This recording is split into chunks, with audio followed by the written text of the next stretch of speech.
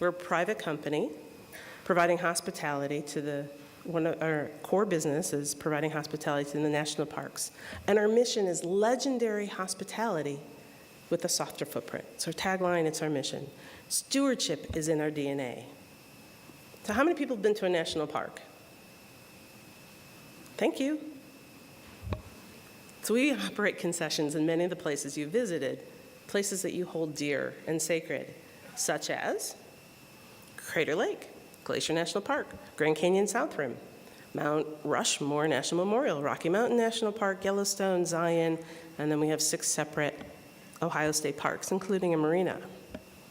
Or perhaps you've been to, it's now called the Oasis at Death Valley, Cedar Creek Lodge in Montana, the Grand Canyon Railway in Williams, Arizona, and the Grand Hotel in Tucson, Arizona. And if you have more of a sense of adventure, Vermont bicycle tours, Windstar cruises, and holiday vacations. Needless to say, I'm the beneficiary of some pretty incredible business trips. I'd be happy to tell you about some of my favorites. So how do I take a company this expansive with so many different aspects and bring the concepts of sustainability forward in the year 2017 and into the next decade of 2027 when I can't look to the past? I still, though, think you have to look a little bit behind you to think forward. So we were founded on the business model of bringing hospitality to wild and remote locations. We're the descendants of the Fred Harvey Company. If you remember the Judy Garland movie, yeah, that's us. So as eager tourists set out to see the grandscapes of our country, they were met with hot coffee, white linen tablecloths, and fresh prepared meals. Kind of crazy when you think it was telegraphs that were telling people when the train was about to arrive, and they would prepare these expansive meals. So when the guests would come off the train, there would be this luxury waiting for them. So the Atchison, Topeka, and the Santa Fe Railroad pushed for the establishment of the Grand Canyon National Park at the turn of the century. And they built a luxury hotel at the very edge, well, it's backed it up a little bit, of the South Rim called the El Tovar. And in 2017, 112 years later, we are still operating the resort. So I talked about the grand expanse of our operation. Over 20 million people per year pass through the places where we operate. And for generations and generations, that eagerness still exists. But we've seen record visitation to these places. And people just want to keep going and going. And we don't want to love our parks to death. But in order to preserve these beautiful places for generations to come, our softer footprint, our mission, is also the name of our environmental management program. And it's more important than it's ever been today. We have record-breaking visitations with record-breaking impacts. And we have more resource scarcity, especially as we operate most of our properties in the West. So our softer footprint program rests on these 4 pillars. Use resources efficiently and effectively. We strive for zero waste. We build and operate sustainably, and we provide guests with sustainable choices. And that last bullet, though, I always like list in priority order, provide guests with sustainable choices, because there you have an opportunity to communicate that we all have choices. But also, the water stewardship runs throughout our 4 pillars. All right, next quiz. How many of you have been to the Grand Canyon? It's nothing short of a miracle. But having water at the Grand Canyon is also nothing short of a miracle. The source of all the water used at the South Rim and Phantom Ranch it's amazing. So it's approximately halfway down on the other side, on the north side of the canyon. So to get the water, it has to flow down from the canyon from the north rim to the bottom, where it is pumped back up to the south rim. The electricity used to raise the water to the south rim represents 50% of the electricity consumption in the park on an annual basis. I mean, it's incredible. Half of our electricity goes just for water. I don't even like to think about the resources when we have a water lake. So back in 2004, Xanterra Parks and Resorts created our initial set of 10-year goals. Started in 2004, expired in 2015. knowing that it's an oldie but a goodie, what gets measured gets done. And we were one of the first in the hospitality industry to set really aggressive environmental goals. We set out to use 25% less water compared to our 2003 baseline. If we normalize by revenue, we exceeded that goal by more than 10%. So now we've done something that a lot of companies haven't done. We had to then say, all right, it was 2015, our goals are done, now what? And we had to set our second year of progress, addressing water and climate change. And as a company, we want to reduce, as you see by our goals, we want to reduce our water consumption at 5% per year, 5% per year. And we're going to keep going, and we're going to keep going beyond 2025 with our next set of goals. But like most businesses, we use a lot of water.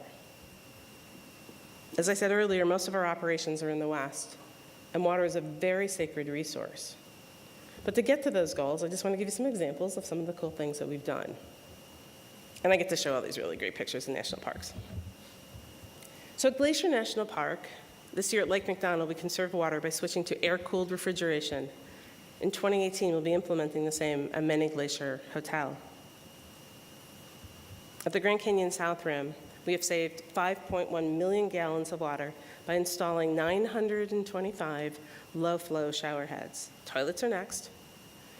And we are in design for a reclaimed water system. And it's really going to be exciting, the purple pipes for our low-flow toilets. And we think we may be one of the first hospitality companies to do this, because you ever wonder, and go back to that marvel that I think about all the time, why we flush with perfectly good water. And speaking of flushes, I certainly think I'm obsessed about this, but I do in my job. We have millions of flushes per year, with our restrooms having an average transaction time of 90 to 20 seconds all day during the height of season. And I really want to thank you for the work that you do, because every year when we install, we find something else out there. We're like, oh, all right, we'll do this for our next project. So I'm going to continue. I'm going to thank you. And in some of our facilities, we also have waterless urinals. Anyone like taking the Grand Canyon Railway steam train? We actually run it on repurposed French fry oil or biodiesel. But I'm not here talking about energy today, I'm talking about water. So at the Grand Canyon Railway and Hotel, we actually harvest monsoon rainwater and snow melt that we use for our railway steam engines. And there's kind of like, that was a cooler picture, but I think this is pretty cool. This is actually our pond where we harvest that rainwater and snow melt. So to date, we have saved approximately 1 million gallons of water by just using our reclaimed water. And then Rocky Mountain National Park at 12,000 feet. It's in the beginning and the end of season, we actually have to truck in the water, and then we access a well once we can access the well, because it's usually covered in snow. And as I say this right now, it's covered in snow. But up at Rocky Mountain National Park, we've reduced water by 23% since 2014, just by upgrading what we have, upgrading faucets, pre-rinse, automatic shutoff sensors, and hot water recirc loop.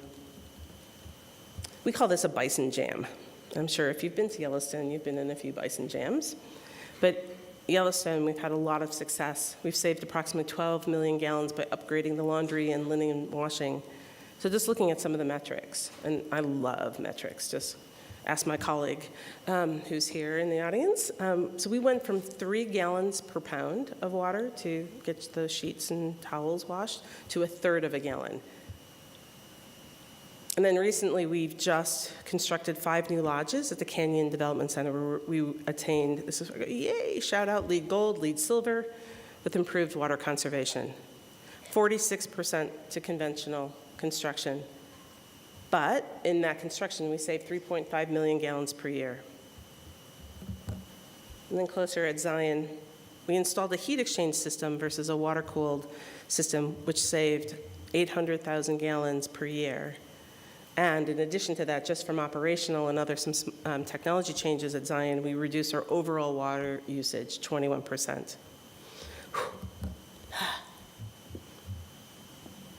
I'll just leave this one up here for a little bit as I go into it. So now we're at our 2025 goal period. And we're doing something a lot of companies haven't done yet, and that's the next 10 years. So we think the low-hanging fruit, we still have some low-hanging fruit in some places. But we've done we've done the checklist. And how do you stay aggressive now that the low-hanging fruit is gone? It gets a lot harder, and that's where I look to the work of all of you. Advances in water conservation. But then we also have to look to behavior changes, and that's the hardest thing to do. Retrofit, behavior change. I don't know which one you'd want, but I know which one's easier. And I think we have to work together to ensure that our water conservation goals are not just for the environmental and maintenance department. We hear, well, that's their job. But now we're reaching out to training and to our guests. But we're also working with our suppliers. We work with companies such as Castlefell. It's a t-shirt company that uses PET, and you think the water bottles, to make a lot of the souvenir shirts that we sell. We work with Kohler and Speakman and others of you for our continuous water improvement. And we have other partners, such as a Business for Water Stewardship. And so this fall, I'm really excited to talk about the expansion of our partnership with Change the Course, which was initially found to protect and to restore the Colorado River watershed. Change the Course works with Coca-Cola, Intel, and people like us to help us understand our water footprint and provide opportunities through projects to restore water to the Colorado River and to restore the flow and the quality. And for us, particularly, the Colorado River is important. The Grand Canyon and Rocky Mountain National Park, the Grand Canyon, the impact of it, and the Rocky Mountain because it's at the headwaters of the Colorado River. We're communicating to our guests how they can make a difference through pledges, and the Grand Canyon opting out of housekeeping. They can make a donation or a pledge that can help restore up to 1,000 gallons per pledge or effort. This simple guest communication creates a ripple effect in water conservation, but it also underscores that each one of us can do something. And we take that water stewardship beyond water scarcity and water management to water quality. All right, I'll go back to the really pretty pictures, but we'll do this one. So from plastic, the first plastic was made from phenol and formaldehyde. A little history here. The first viable and affordable methods came about in 1907, 110 years ago. Just putting that into reference, the El Tovar at the Grand Canyon was still considered a brand new hotel. It was revolutionary, and it changed our lives. It saved countless of lives, and it saved an infinite amount of time. If we think about it, we can call we can call the 20th century the plastic century. Synthetic plastics have the added advantage that they last, or they seem to be, they last forever. And no organisms have evolved, really what we're finding, are capable of digesting this compound, this alien material. We have a little bit of good news before we get into the bad news. It appears that there are some overachieving bacteria out there that are starting to get at this. The bad news is that the material, it never goes away, and it's in everything and everywhere. It also floats. And just think about this for a minute. Just stop and think about this. Unless it's been incinerated, every piece of plastic that ever was is. Every piece. And 91% of plastic does not get recycled. So this floating plastic junk, including gazillions of these teeny tiny plastic microparticles have broken off from plastic clothes, from washing machines, have found their way into our lakes and our oceans. And they're collecting in these giant junkyards in water that go round and round in these natural gyres in the ocean currents, and they're collecting in us because we're mostly made of water. National Geographic stated in an article, we have water everywhere, and most of it's filled with plastic. So our WinStar's captains and crews, in partnership with Ocean Cleanup, log sightings of plastic in the oceans during their sailings. So while you're perhaps dining in one of our dining rooms on a WinStar cruise, our crew, when they're on the bridge or looking around, is actually noting where they're seeing plastic in the ocean on our itineraries. I've been having a tough time at the hotel with this one. Getting straws. Every time I order something and get a straw, I was like, no, don't. They think I'm a freak. Because I go, no, take your straw back. We're trying to eliminate the use of plastic straws. And this may end up being my legacy. It's kind of strange. It just started as a small project, and I've been quoted everywhere about our elimination of plastic straws. And thank you, City of Seattle, for eliminating these things. But I don't know where we discovered this straw affliction that we have. Yes, a straw affliction. That's probably going to be a tweet. No, don't tweet that. And yes, we know that our program around choose to be straw-free. I mean, think about the words we have. Choose to be straw-free. We're not solving the plastic marine debris issue through our straw program, but we're hoping to bring awareness. I talked about that 20 million guests that come. We're hoping to bring that to the 20 million people who pass through our operations every year, and hopefully keep some of that plastic out of our trails, rivers, lakes, and oceans. It's so funny, my 81-year-old mother, when we go to a restaurant, they offer her a straw. She goes, don't give one of those to my daughter. You don't want to see what's going to happen.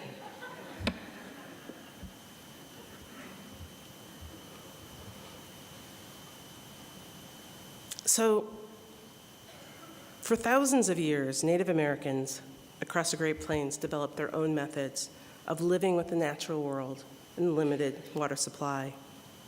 The Blackfeet believed that in addition to the divine beings about which they learned from their stories, there were divine animals such as the beaver. The Blackfeet views water as a distinct place, a sacred place. It was the home of divine beings and divine animals who taught Blackfeet religious rituals and moral restrictions on human behavior. Words in ancient languages have meanings that are built from their roots outward. In Hebrew, the word for water is mayim. And interestingly, the word for heaven is shemayim. Water is at the root of the word heaven. We have a responsibility to treat water as we would the other gifts from heaven. From the religious rituals of baptism, to the Jewish mikveh, to the ritual of tashlik, to holiness of the Ganges River in Hinduism, water is the great purifier, as water cleanses. Water is the primary building block of life. Without water, there is no life. Water has a power to destroy as well as to create. My background is the operationalization of sustainability and change. And in putting today's remarks, I reflected how integral water is to the work that I do, along with my team, and how we have a state of crisis in water that sustains the life on this blue marble hurling through space. Sure, things can look pretty bleak, but isn't that what this conference is about? Finding opportunities. I bet at the end of it, there's a whole bunch of optimists sitting in front of me right now. Thank you for convening for 10 years, and thank you for finding those solutions. So, given what we now know, what do you think the next 10 years will bring for us? Will we be able to hold and reduce the emissions to stabilize the climate? Will we be able to provide the water solutions that we need to support this growing population, given the uncertainty and variability of water delivery and water quality? Pure, untreated water is a very rare commodity. We take clean water for granted as it comes out of our tap, the fountain, or a bottle. And when we use it, we use our water, it's no longer clean and pure, and more often than not, we have to do something to it to make it clean again. And that is the work of all of you in this room. Something I don't take for granted. The lessons of Harvey, Irma, and Maria will forever be a reminder. Every drop counts. As we take fresh, clean water for granted, we do not acknowledge the importance of it until we do not have it. 10 years ago, we were talking about conservation and efficiency, and now we're talking about survival and resiliency. My dear, dear friend Hunter Levins, who spoke here, says that we're all in a horse race with catastrophe. You can probably see her with her hat saying that.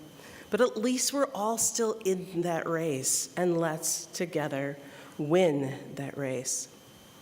As climate and the weather is bringing more and more dramatic events to our world, this conference is the heart of the solution. And you are the unsung heroes, superheroes, who are out there battling budgets and policies and changes and all those other things that you're battling. So with that, have a wonderful, great conference. Learn, share, connect, and innovate. We in the business community are waiting, anticipating, and need your solutions. Thank you very much.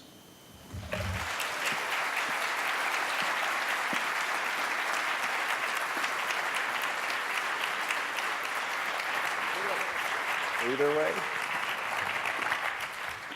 Thank you very much, Catherine. I really like the piece about mindfulness, about really thinking about how we interact with water in so many ways and what it means to us.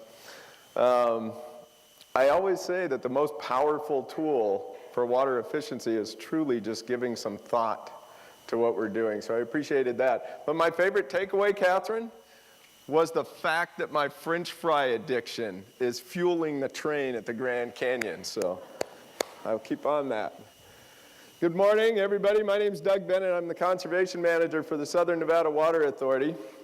I'm just going to go through a lot of housekeeping kinds of things. And I know we already talked a little bit about what happened in Las Vegas, but I do want to say yesterday our first guests started coming in for some of the events. And it really means a lot to us to be surrounded by warm, compassionate people who are doing good things. It's been very, very healing. And so I really want to thank you all for being here today. How many of you are first-timers? All right, welcome to the world of WaterSmartians. So those of you that have been here often, you're going to go, yeah, the same old tired slide set. But I wanted to tell you why we're here, because you go to so many conferences and sometimes you don't know who's behind them or why are they doing this or is somebody making money? What's this all about? Really, our mission is to accelerate the development and adoption of water efficiency programs, policies, and products. We want to move you forward faster. There's a lot of great stuff going on, but it's not happening fast enough. We're being overtaken. I think Catherine told us, you can't rely on the past anymore to predict the future. The future just ain't what it used to be. WaterSmart, we're not for profit. For 10 years, we've been charging you about the same amount to come here, and if we wind up with extra money, we try to do more good with it. And I'm pleased to announce that this year, again, we have 20 scholarship recipients from various universities with the Universities Council on Water Resources. Once upon a time, water resources was about finding water and putting it in pipes and building reservoirs, and we want to make sure that these new young professionals are exposed to the world of water efficiency and water policy through our event. We're interdisciplinary. We don't tell our product manufacturers and the people that have the technology to stay in the exhibit hall. We want them to be active participants. They're going to share a lot of information, a great group of expertise there, and we're looking at all kinds of water uses, every link in the chain. We try to be dynamic. So one of the things you're going to find is you don't get to go to everything that you wanted to because there are 8 sessions simultaneously. And in 25 minutes, that person has to tell you what they're doing, why it's important, and how you can get in touch with them. So we want to give you as much exciting information as we possibly can, and we want to make it available to you. Try to keep it affordable. I've had people say, how come we don't go to Caesar's Palace, or why aren't we on the Strip? Number one, I want to keep you people on this island, not have you go drifting off onto the Strip. That's number one, although we'll let you go there in the evenings. But this is a very affordable conference. It's not many places you can go and get a hotel room for less than $100, afford the cost of the conference, and we're a very affordable place for travel. And lastly, I wanted to talk about accessible.